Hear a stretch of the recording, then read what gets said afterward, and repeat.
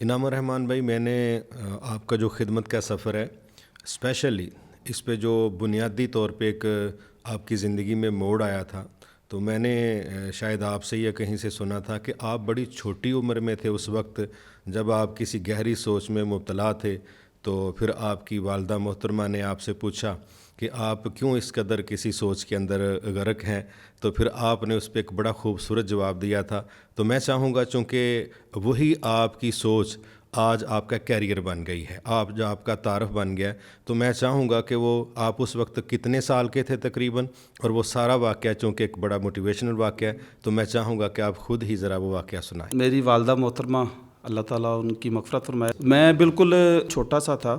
تو مجھے تو یاد نہیں ہے۔ میری والدہ محترمہ نے پھر اس واقعے کو کئی بار دہرایا بھی، اور مجھے یاد اکثر وہ کروایا کرتی تھی۔ کہتی ہیں کہ آپ بالکل چھوٹے سے تھے تو بڑی گہری سوچ جس طرح ایک انسان سوچتا ہے، تو وہ کہتی ہیں آپ سوچ رہے تھے، تو مجھے بڑا عجیب لگا کہ ایک بچہ اتنی گہری سوچ رہا ہے تو کیا معاملہ ہے۔ تو کہتے ہیں میں نے آپ سے پوچھا تو آپ نے کہا کہ امی جان، میرا دل کرتا ہے کہ اللہ تعالیٰ مجھے بوریاں بھر کے پیسے دے تو میں وہ غریبوں کے اندر تقسیم کروں۔ تو کہتی ہے میں نے جب آپ کی بات سنی تو مجھے بڑا اچھا لگا، تو پھر اکثر وہ اس بات کا اظہار کرتی تھی کہ بیٹا، اللہ تعالیٰ نے آپ کو اسی کام پہ ہی لگایا ہوا ہے کہ آج الحمدللہ اسلام آباد کے اندر جو فوڈ کے حوالے سے، میڈیکل کے حوالے سے، واٹر کے حوالے سے، اسی طرح ہنرمند بنانے کے حوالے سے اور دیگر جو ہمارے پروجیکٹس چل رہے ہیں، تو روزانہ کی بنیاد پہ اللہ کے فضل سے آج ہزاروں لوگ ہیں جو ان پروجیکٹوں سے مستفید ہو رہے ہیں۔ اگر ہم ماہانہ بات کریں تو لاکھوں لوگ الحمدللہ ان پروجیکٹ سے مستفید ہو رہے ہیں۔ تو وہ اکثر یہ کہتی تھی کہ جو تم سوچا کرتے تھے، اللہ تعالیٰ تمہارے سے پریکٹیکلی وہی کروا رہا ہے۔ ماشاء اللہ، میں سمجھتا ہوں کہ جی یہ جو بنیاد رکھی جاتی ہے، اور پھر خصوصی طور پہ اللہ تعالیٰ کی طرف سے ایک انتخاب ہے کہ اتنی چھوٹی عمر میں اللہ نے آپ کے ذہن میں یہ بات ڈالی، اور پھر آنے والے وقتوں میں اسی ٹریک پہ آپ کو چلا بھی دیا۔ انعام بھائی، کہ ہم وہ لوگ جو اسلام آباد سے دور رہتے ہیں، ہم سب لوگوں کا ایک مشترکہ سا مائنڈ سیٹ ہے اسلام آباد کے متعلق کہ یہاں جس طرح کا لیونگ سٹینڈرڈ ہو سکتا ہے، تو دور رہنے والے لوگ تصور نہیں کرتے کہ یہاں اتنے خدمت کے کاموں کی اس طرح کیسے ضرورت ہو سکتی ہے۔ تو کیا واقعی باہر والوں کا تصور اسلام آباد کے متعلق درست نہیں ہے، یا یہ ہم کہہ سکتے ہیں کہ اسلام آباد میں واقعی دکھنے میں کچھ چیزیں اور ہیں، لیکن لوگوں کی ضروریات کے حوالے سے جو محرومی ہے وہ گراؤنڈ ریالٹی کچھ اور ہے؟ کیونکہ جس طرح میں نے کہا کہ دور رہنے والا شخص یہی سمجھتا ہے کہ جو اسلام آباد میں چلا گیا وہ تو جنت میں چلا گیا، لیکن آپ کے جب پروجیکٹس دیکھتے ہیں تو مجھے لگتا ہے کہ وہاں جب کسی جگہ آپ فری دسترخوان کی بات کرتے ہیں تو ہم سمجھتے ہیں اسلام آباد والوں کو فری دسترخوان کی کیوں ضرورت ہے، یا اسی طرح ہم دیکھتے ہیں کہ آپ سستے سبزی بازار لگا رہے ہیں، اور اس کے علاوہ ہم دیکھتے ہیں کہ میڈیکلی آپ بڑی کنسیشن بیس پہ لوگوں کو سپورٹ کرتے ہیں۔ تو مطلب یہ ایسا لگتا ہے جیسے اسلام آباد کا لیونگ سٹینڈرڈ اور آپ کی دی گئی سہولیات کے پیکیجز یہ آپس میں میچ نہیں کرتے، یا زمین پہ کچھ اور ہے؟ صحیح بات ہے، جس طرح اسلام آباد کے حوالے سے ایک تاثر ہے جس کو آپ بیان کر رہے ہیں، لیکن اگر ہم گراؤنڈ ریالٹی کو دیکھیں تو حقائق کچھ اور ہیں۔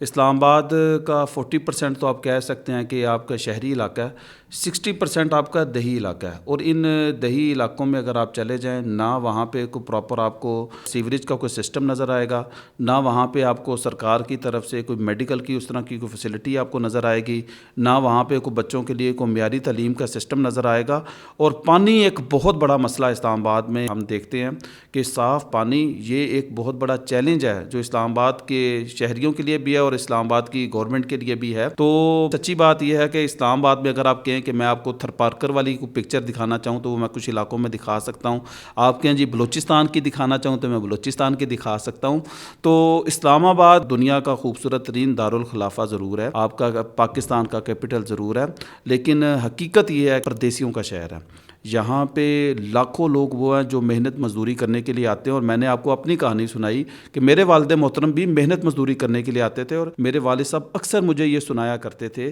کہ بیٹا، جب میں اسلام آباد آیا تو میں نے کس طرح سے دہاڑیاں میں نے یہاں پہ کی۔ کہتے ہیں مجھے ویلڈنگ کا کام نہیں آتا تھا، ایک رات لگا کر میں نے، ایک جگہ میرا انٹرویو تھا، میں نے ویلڈنگ کا کام سیکھنے کی کوشش کی، کبھی کوئی کام کیا کبھی کوئی کام کیا۔ تو یہ ایک میرے والد محترم کی کہانی نہیں ہے، اسلام آباد میں لاکھوں لوگوں کی کہانی ہے کہ یہاں پہ چلے ایک جاب اپرچونٹی آپ کے پاس ہے دوسرے شہروں کی نسبت، تو لوگ یہاں پہ آ جاتے ہیں۔ تو یہاں پہ آ کے پھر لوگ محنت مزدوری کرتے ہیں۔ تو جس طرح آپ بات کر رہے تھے کہ دسترخوان ہم لگاتے ہیں، یہاں پہ جو ہم نے ضرورت دیکھی 2017 میں ہم نے دسترخوان کے حوالے سے پہلا پروجیکٹ کا آغاز کیا. مجھے آج بھی یاد ہے F10 میں جب ہم نے اس پروجیکٹ کا آغاز کیا تو وہاں پہ ایک میری آدمی سے ملاقات ہوئی تو مجھے کہنے لگا کہ میں سیکیورٹی فرم میں ملازمت کرتا ہوں, 14,000 میری سیلری ہے, تو کمپنی کی طرف سے رہائش مجھے ملی بھی ہے, باقی کھانا میں اپنی جیب سے کھاتا ہوں. تو میں نے ویسے پوچھ لیا, میں نے کہا کھانا کتنے کا کھا لیتے ہیں؟ تو وہ کہتے ہیں جی میں 8 سے 9,000 روپے کا کھانا کھاتا ہوں. اس وقت 100 روپے میں آپ کھانا کھا لیتے تھے, لیکن آج تو اب 200 روپے کی تو صرف سالن کی پلیٹ ہے, اور باقی پھر دیگر لوازمات کریں تو اب تو زیادہ یعنی کہ مہنگا ہو گیا معاملہ.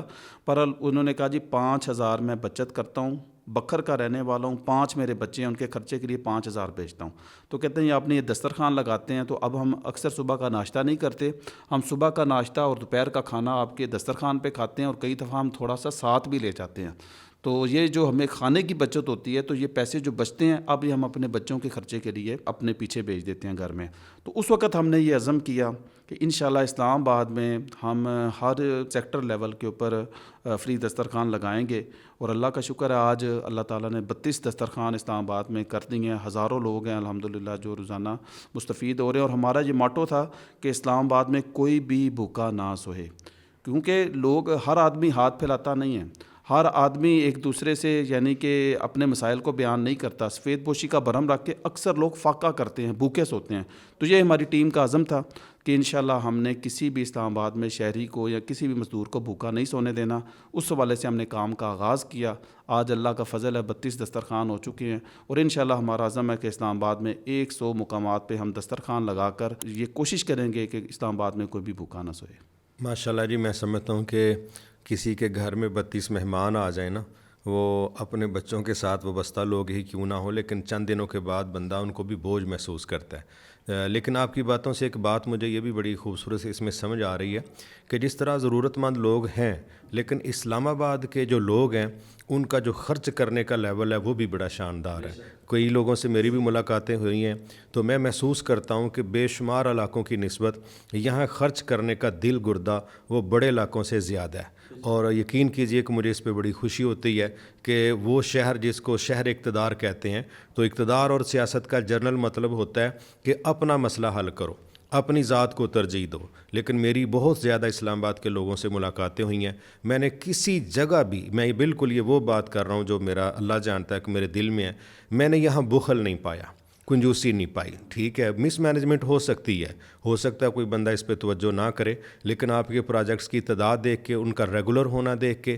اور جو خود بھی میری اہل اسلام آباد سے ملاقاتیں ہوئی ہیں, تو میرا دل کہتا ہے کہ انشاءاللہ اللہ تعالیٰ آپ کو بڑے بڑے کاموں کی توفیق دے گا.